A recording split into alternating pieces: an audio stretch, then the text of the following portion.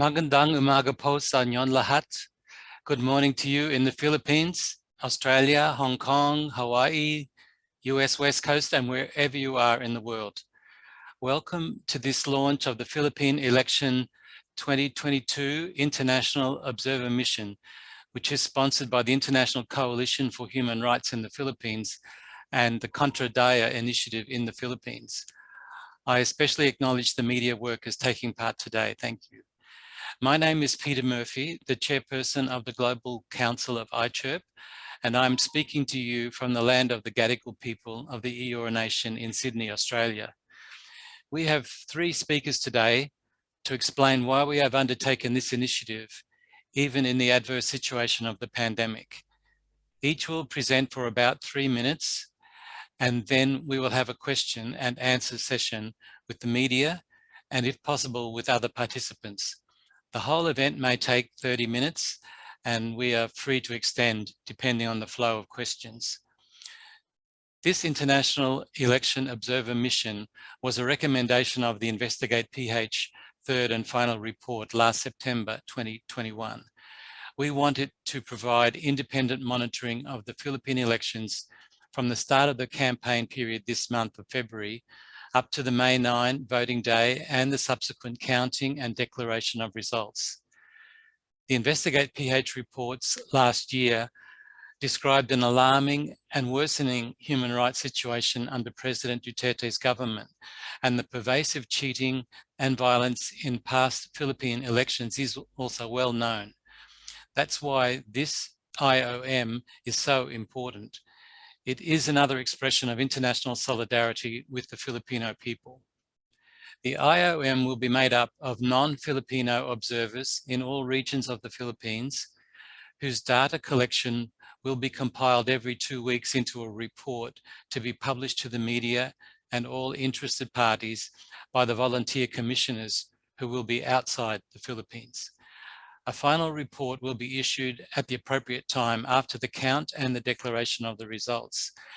Our speakers today are Professor Danilo Arao of the Kontra Daya, which is Prevent Fraud, Reverend Michael Yoshii, a member of the ICHRP Global Council, and Ms. Rhiannon, an Investigate PH Commissioner. Michael and Lee are 2 of the commissioners for the IOM. I will introduce them in sequence after we see a short introductory video which sets the scene. So let's go to the video.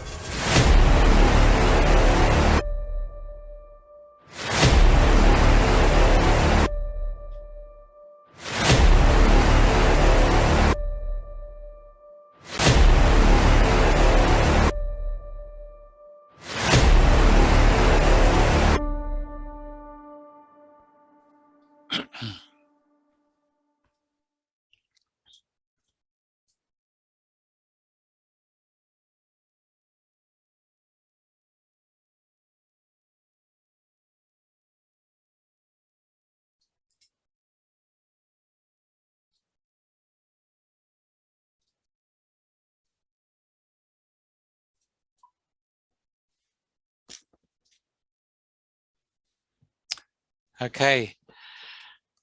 Our first speaker is Danilo Arao. He is an associate professor of the Department of Journalism at the University of the Philippines College of Mass Communications in Diliman, Quezon City, and is speaking today as a member of Kontra Daya, a Philippine-based election watchdog. Please welcome Professor Arao. Thank you, Peter, for the kind introduction. Many countries in the world have 4 seasons. Here in the Philippines, the running joke is that we have 3 seasons: the wet season, the dry season, and the election season. The elections that will happen on May 9 is the 5th automated elections in the Philippines and the first to be held under the global pandemic.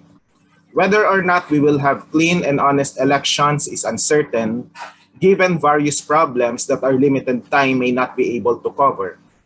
Suffice it to say that the 2022 elections in the Philippines are important in defending whatever remains of our democracy.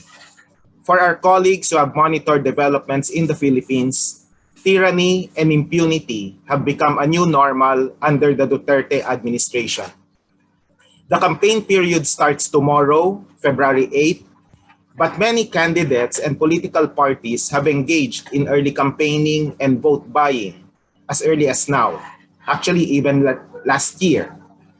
We expect the elections to be more of the same, as money politics and the domination of political clans remain the order of the day. And lest we forget, we have to face election-related violence, including red tagging and extrajudicial killings of supporters and candidates. The International Observer Mission is much appreciated because it helps bring worldwide attention to what we are going through right now as we try to battle state-sponsored repression and maximize whatever limited opportunities there may be in the coming national and local elections. On a related note, today, February 7, marks the second year of detention of Miss Frenchie May Cumpio, a journalist known for her critical reports on the Duterte administration, who ended up being accused of having ties with the Communist Party. As various groups call for her release, may we all remember the importance of our work in the international community as we all fight for our common goals of genuine democracy. Maraming salamat po. Thank you very much.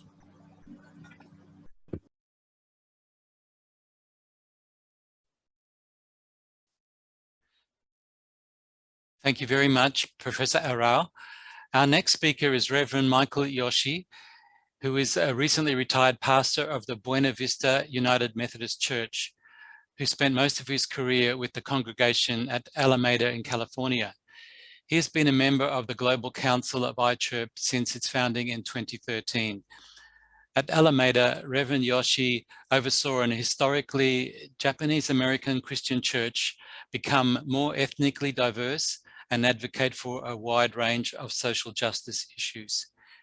His international work entailed partnering with the Palestinian village of Wadi Fokin, as well as advocating for human rights in the Philippines. Please welcome Michael Yoshii.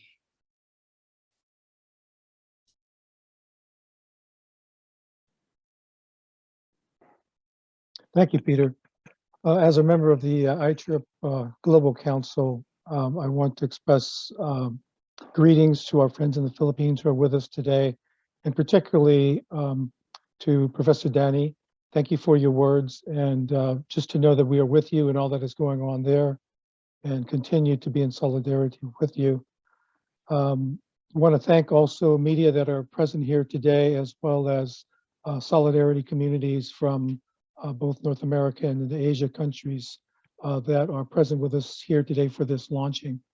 We do want to underscore what Peter has said about this international observer mission being an extension in some sense of the independent investigation of human rights that ICHRP did last year. We particularly looked at 3 phases of human rights violations in one of our reports, the war on the poor people in the guise of anti-drug operations, the war on dissent, and the war on the moral people. We also had our final report look at cultural institutions and human rights abuses in cultural, social, and economic spheres of our community. We know that as elections take place, they are impacted by all of these spheres, particularly the war on dissent and the ways in which political forces will silence people and create intimidation for people's duly endowed rights to participate in the democracy.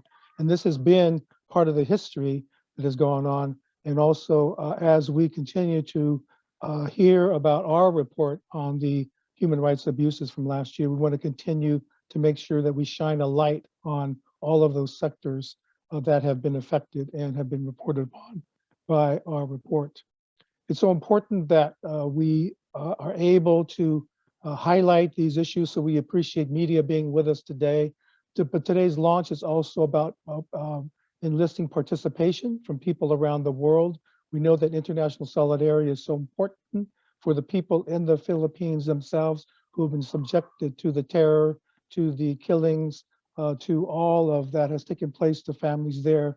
We want to remember them all today in making sure that these martyrs' lives have not been lived in vain, but that they speak to us continually through vehicles like this space that is being organized. And so we encourage those who want to begin to participate as well from around the world in this international observer mission, that you will find ways in which you can participate as well.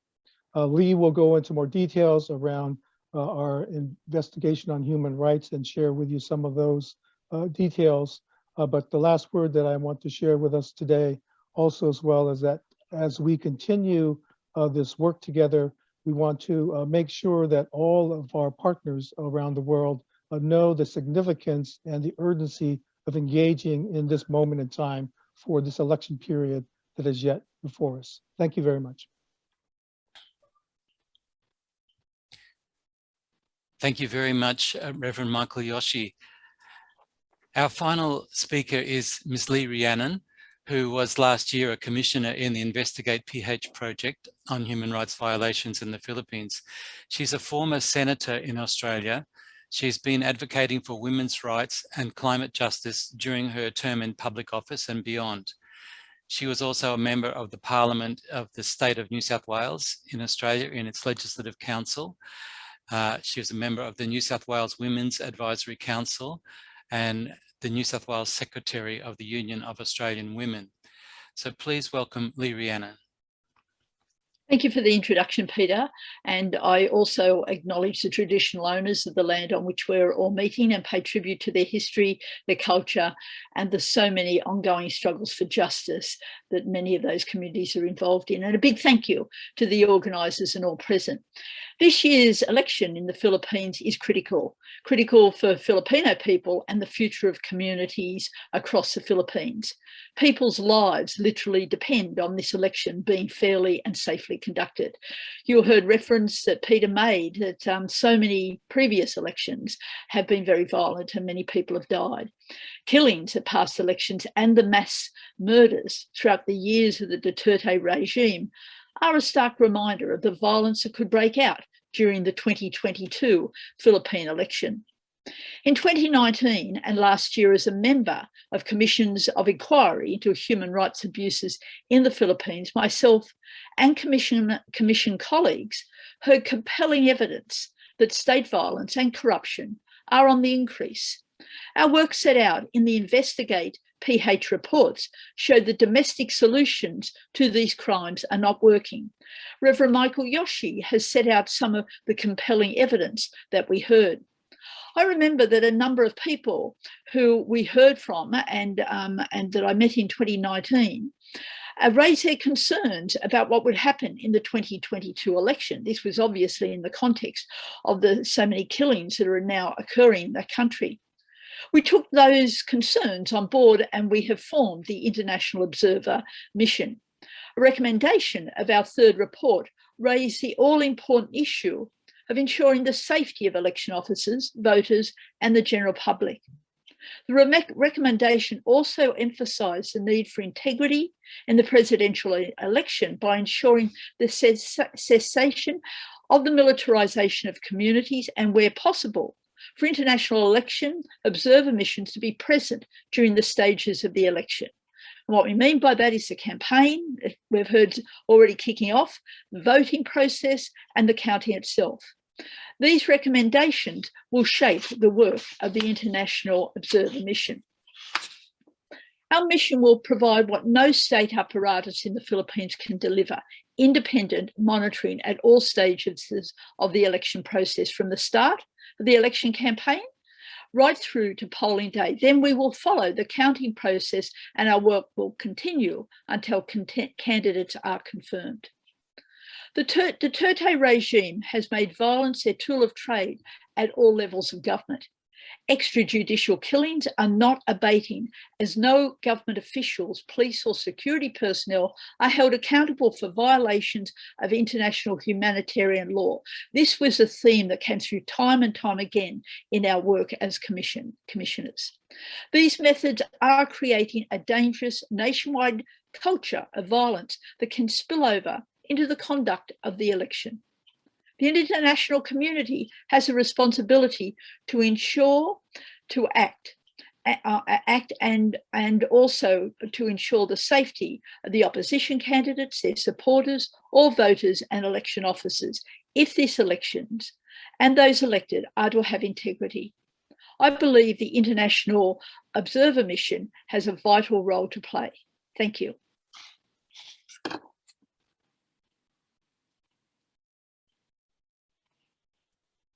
Thank you very much for that, Lee. And I'd like to thank all the speakers and also those volunteers who created the introductory video, which dramatically presented the, the actual challenges we are entering into now. So with the question and answer, as you know, you could use the Q&A function, and priority would be given to media workers.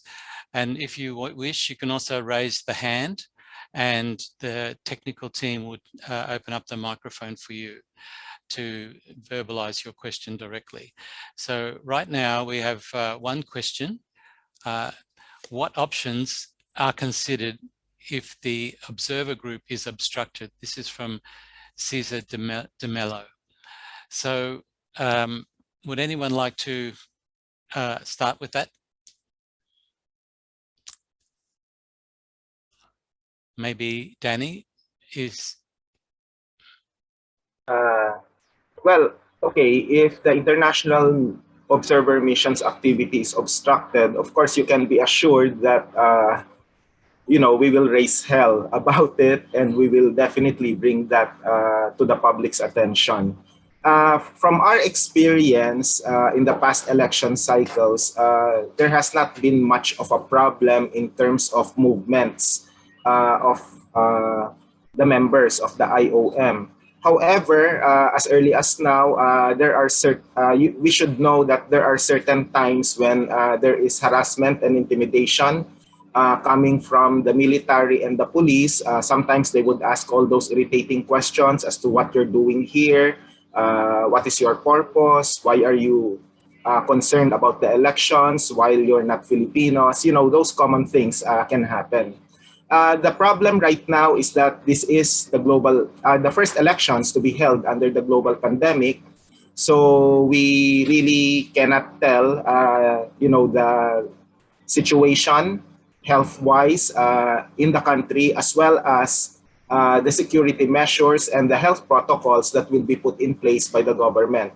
But rest assured that for our friends in the international community who will be coming here, we will help each other out and make sure that our work is not obstructed. The good thing about the current government, if you call that a good thing, is that despite the tyranny and impunity, they still pretend to be democratic. That's the reason why I can speak freely to you right now for the simple reason that if they end up censoring me, it would be a very, very big issue, not just in the international community, but even in my own university where I teach. So basically, we don't know the kind of obstruction that can happen, but we will be ready. You can be sure of that. We will be definitely ready. Okay, thank you very much for that, Danny. Does anyone else want to comment on that issue? Maybe it will come up in some other questions. We have one hand raised. It's from Karen Lemma. So perhaps if the tech team could switch to Karen. Go ahead, Karen. Hi, Peter. Hi, Danny. Thank you. My name is Karen Lema from Reuters News in Manila. I just wanted to ask about the contingent that will be coming to the Philippines. I think I heard Peter say a while ago that they'll be present in several regions.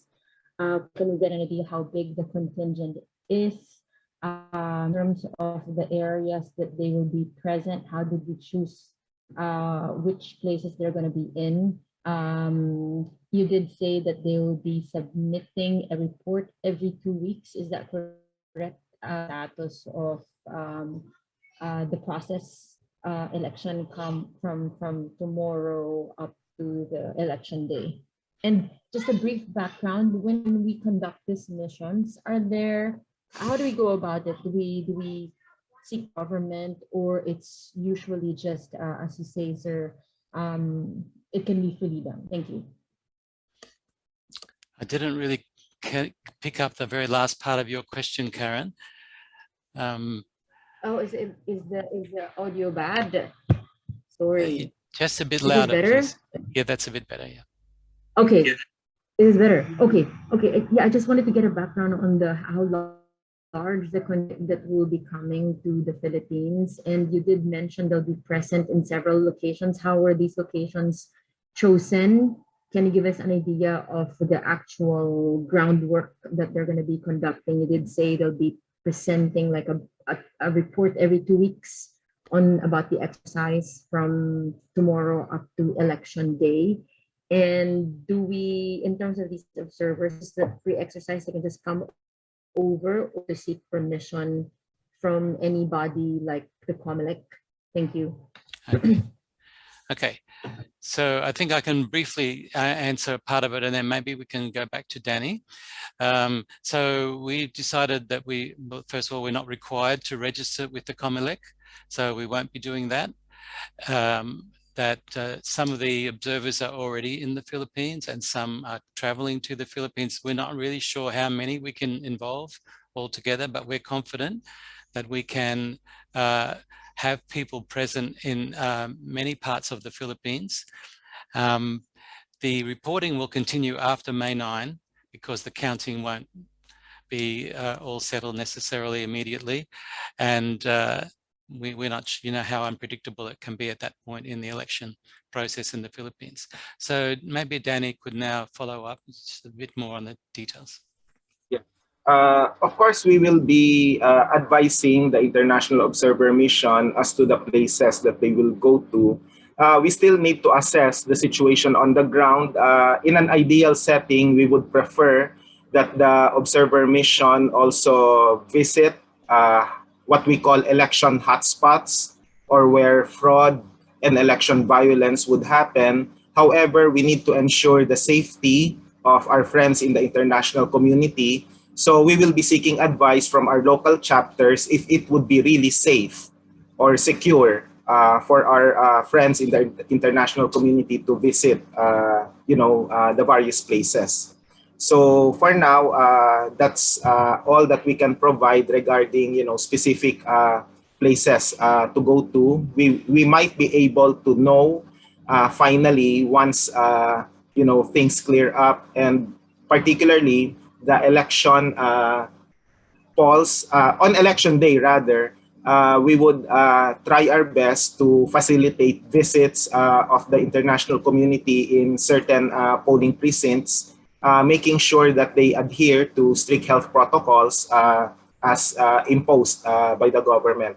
Regarding accreditation, just some quick remarks. Since 2007, we've never asked for COMELEC accreditation for the simple reason that we want to maintain our independence from the COMELEC, and that would explain why we can be somewhat critical with the policies and programs with the government, because number one, we don't seek funding from the COMELEC in terms of institutional partnership for whatever projects they may want to do with us. So we don't do that. So in the same way, we've also advised, and I think it's also the initiative of the IOM not to seek accreditation from the COMELEC. But of course, that doesn't mean that they won't be doing courtesy calls with certain local officials if ever they visit, because it's part of standard operating procedure to make sure that certain authorities would be aware of their presence, so that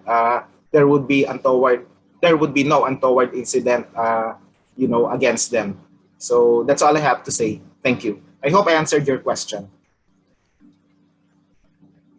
Okay, you could take your hand down, Karen, and thank you very much for that question.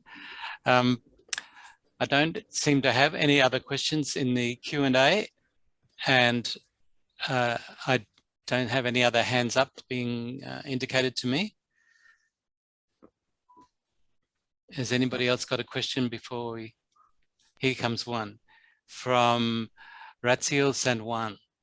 How does the IOM function differently and complement the Kontra Daya as an election watchdog? Okay, maybe I can answer that briefly. Okay, thank you, Peter. There is complementation because we're able to bring to the international community's attention what's happening in the Philippines, particularly various forms of election fraud. And the International Observer Mission can help monitor the election as well. We're able to get new perspectives, at least research-wise. We're able to get a fresh perspective from the international community regarding what's happening, because as you all know, we're so used to the things that are happening in the Philippines, and sometimes we lose sight of the fact that what we consider as acceptable would be actually unacceptable within the realm of the concepts of democracy, human rights, and all that. So it's good for the international community to provide deeper perspective and fresh perspectives in terms of what's happening. So we're able to complement each other in terms of making sense of the reality. And the good thing about the international community is that they're able to make cross-border comparisons. So what's happening in the Philippines, for all we know, could also be happening elsewhere, and we're able to share ideas on solutions to the problems that we're facing, not just in the elections, but also with regard to what's happening in society in general. So yeah. So I hope I'm able to answer your question, Mr. Sanwan. Yeah. I can add a word to that too. Yes, please go ahead, Michael. Yeah. For ICHRP to be a partner with Kontra Daya, I think is important, because then we have our chapters around the world for ICHRP that are participating in this as well. And so all the more important that media that's present here today to be attentive to doing their reporting as we have our periodic reports coming out, and to that effect, understanding that the world is watching as the elections are taking place. And then the other point of that as well is that in our various chapters and solidarity groups that are involved in ICHRP chapters, we have other networks that will be also amplifying the reports that come out as well. Lee, would you like to make any comment on that question as well?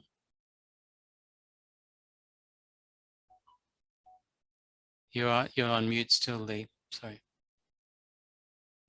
Look, I think it does have been well covered, but I did want to emphasise the point that was made at the beginning, that having international observers complements what's being done on the ground, and it'll bring a fresh perspective, and I think that that's very important. And it's becoming part of what the global community does do. When there's trouble spots, we need to have these international groupings, and it continues that important work. Yep. Thanks. Thank you, Lee. Michelle Abad also had her hand raised. She's from Rappler. Michelle, would you like to put your question in person, or will I read it from the Q&A?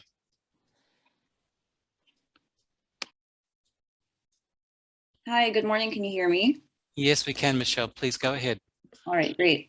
So hi again, I'm Michelle from Rappler for the other panelists. 2 questions. So for those who aren't familiar with observer missions, some people who might be voting for the first time in this election, they might not know what this is.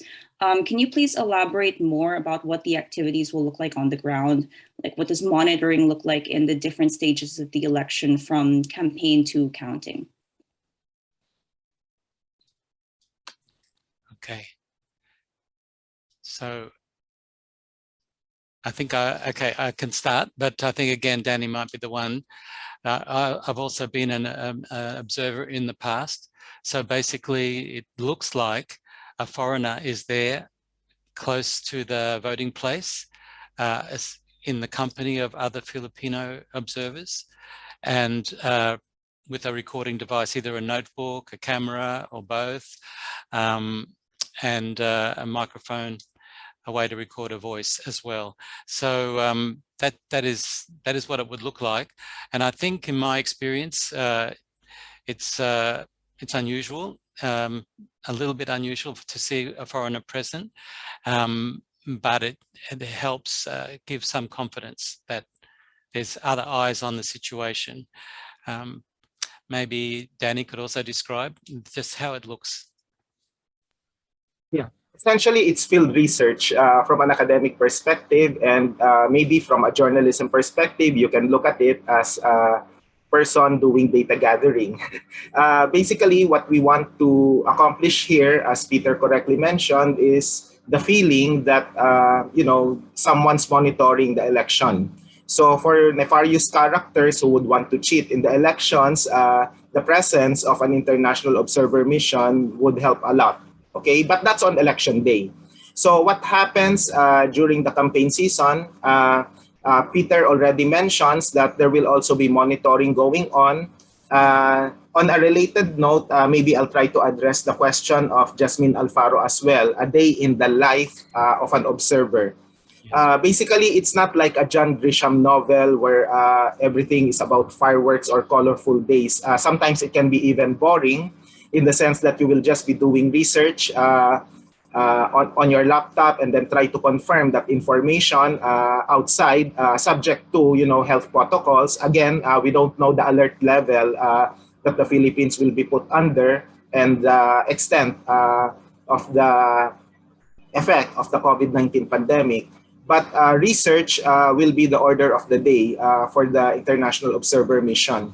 I guess if you're looking for action, quote unquote, the real action may happen on election day, where we hope that the International Observer Mission would be able to move around the different parts of the Philippines so that they can observe what's happening.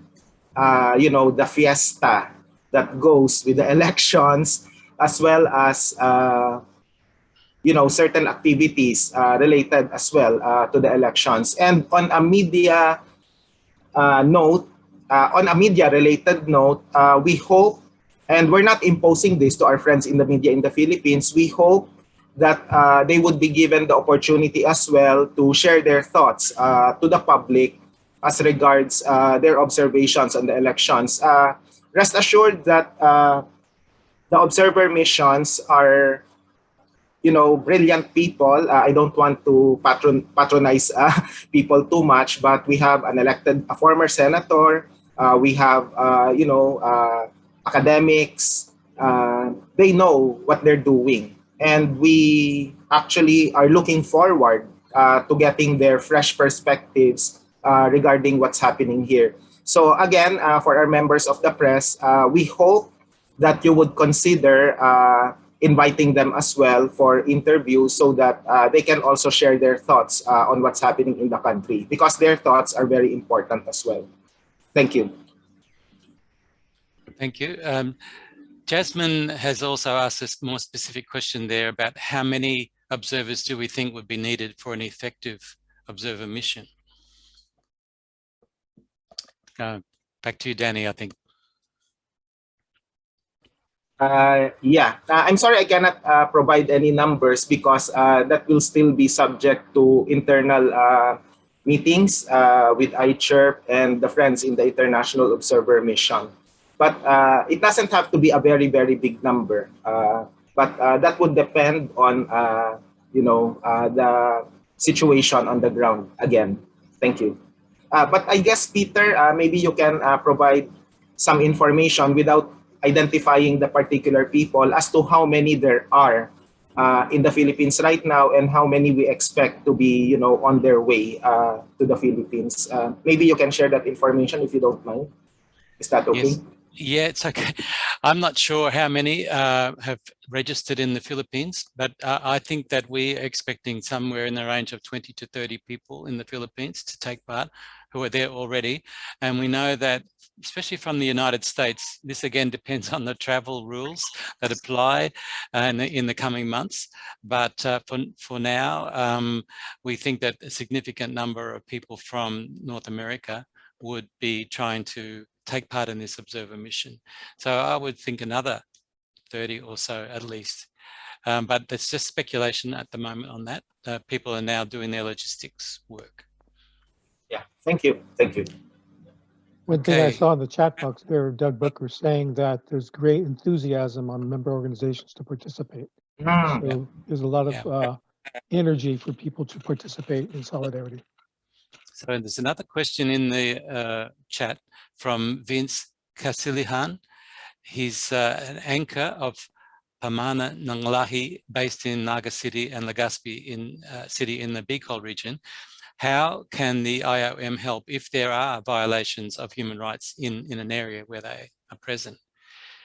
So I think can I just initially say that the capacity to report to the international media is an important protection to highlight anything that's happening and therefore hopefully restrain anything further happening.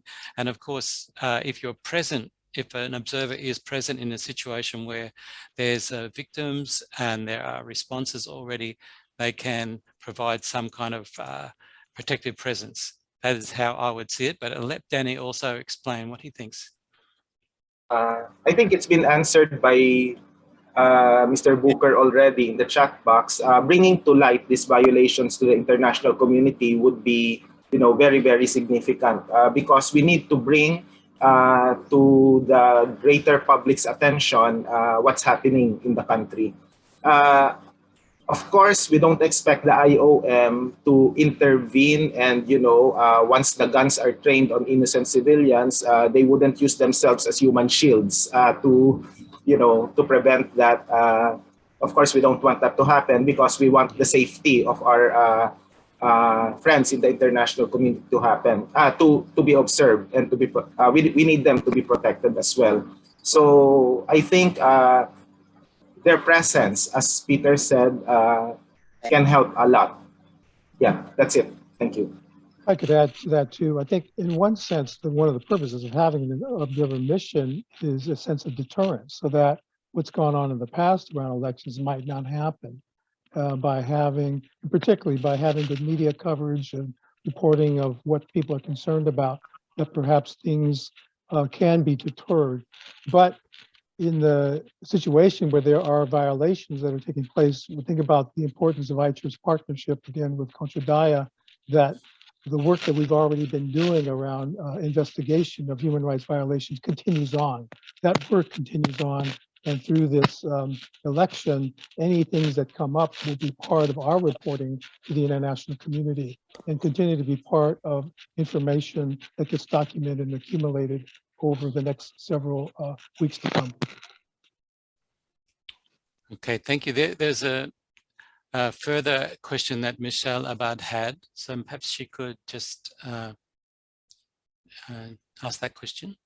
Yeah, hello again. I just wanted to ask another question. So we've been talking about the possible human rights violations that may happen in the Philippine election and the local voting, but I did want to ask if there would be a version of the observer mission that would be happening in the overseas voting as well, because there are some progressive rights groups in the internet that have international chapters, such as Gabriela and Migrante, who might also be facing trouble. I can foresee that they might be having their own mobilizations during the overseas election. So maybe I would like to ask if there are groups with ICHRP that might be able to monitor these movements as well in the other countries where there will be voting in the Philippine elections. Thank you. Thanks, Michelle. That's a question we haven't really examined ourselves. I'm confident that in USA, Canada, Australia, Hong Kong, especially Hong Kong, that there is already the capacity in Migrante and Gabriela and so on to use the media and to report any adverse events that happen. But in the Middle East, where there are so many Filipino workers, it's not an area where we have an organizational reach ourselves as ICHRP. So I think we'd have to say to you, it's going to be quite different, and we would be really relying on information that came to us from Migrante particularly. Does anyone else want to comment on that aspect? Just quickly, Peter, if you don't mind. Please, Is it Danny. okay? Yeah. For Kontra Daya, we don't really observe what's happening in the overseas voting process because of limited time and limited resources.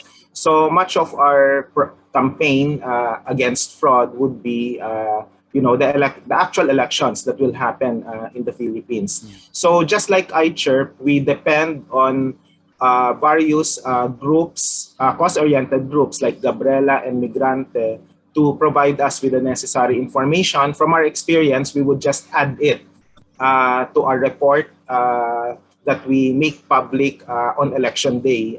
We give 2 reports on election day. One is midday report, and the other would be the final report that we will publish in the evening. So sometimes there are components in the international with regard to early voting, but not much because we tend to focus on what's happening in the Philippines. But thank you for bringing that to our attention. We might consider that perhaps in future election cycles, Michelle. Maraming salamat. Thank you. Thank you very much, Danny. And you can see a bit of a response also from Doug Booker and Joram Kalimutan. Joram is in Hong Kong. So yeah, I think if there are no more questions, we would do the wrap now. I really appreciate those questions, and thank you very much to the media workers taking part today. And I want to thank the speakers, Michael Yoshii, Danny Arao, Ali Rhiannon, very much, our tech team, and the Secretariat based in Canada, and again, the volunteers who created that video, which I think we'll see more of as we promote this mission. Let's do our part in upholding the Filipino people's rights to a free and fair election in 2022 as best we can. So maraming salamat po sa lahat.